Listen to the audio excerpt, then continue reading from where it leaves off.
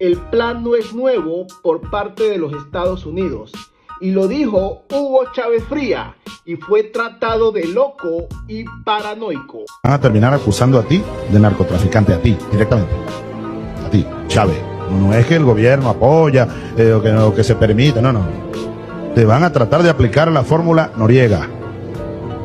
Es uno de los planes que en Estados Unidos se ha venido desarrollando.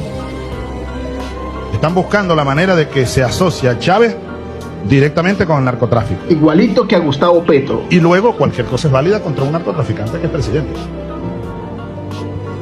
Un viaje a cualquier país del mundo y llega un comando y se lo lleva. Bueno, se trata de Estados Unidos, ¿no? Invadieron Irak con la excusa de que había armas de destrucción masiva. No las hay, no las hubo. Pero igual ahorcaron al presidente sin juicio ni nada. Fidel me dijo un día, Chávez, si a ti o a mí nos pasa eso, que nos invadan, lo último que podemos hacer es hacer lo que hizo Saddam, meterse en un hueco por allá. Hay que morir peleando, Chávez, allá en la primera línea de batalla. Y es lo que yo haría. No voy a irme por un monte. Morir al frente, con la dignidad de un venezolano que ama este país. Resulta que finalmente la historia le está dando la razón. Era la lectura más lúcida que nadie hizo jamás sobre cómo funciona el imperialismo norteamericano. Era la comprensión profunda de que un país con 300.000 millones de barriles de petróleo bajo tierra nunca iba a ser dejado en paz, mientras intentara usar esos recursos para su propio pueblo y no para dárselo a los Estados Unidos. Era la advertencia más cruda de un hombre que sabía perfectamente contra quién se estaba enfrentando. No hace falta tener grandes simpatías por Chávez, por el chavismo, mucho menos por Maduro, para entender que lo que estaba diciendo en aquel momento no era una cuestión ni siquiera ideológica de izquierdas o de derechas, era una cuestión básica de soberanía, de defensa de los recursos naturales de un país.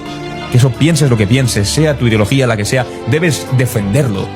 Que tus recursos naturales son tus recursos naturales y jamás tienes que permitir que te venga, en este caso, un líder del imperio en el norte, en este caso un presidente naranja que por desgracia ha vuelto a gobernar en los Estados Unidos, a reivindicar que eso le pertenece.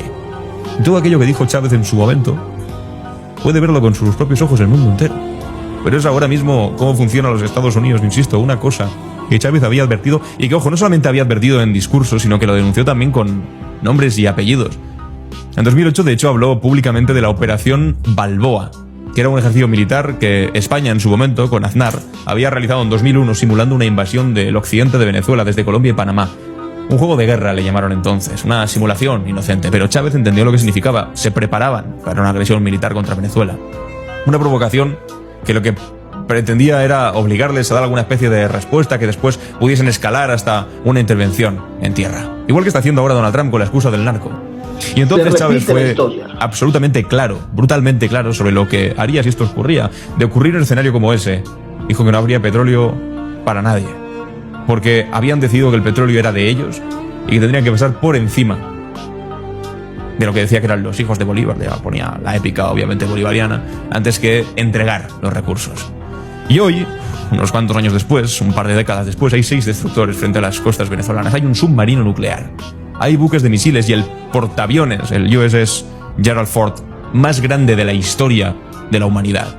Aviones F-35 desplegados y un presidente estadounidense que está hablando del petróleo venezolano como si fuese una propiedad privada que le hubieran usurpado a él.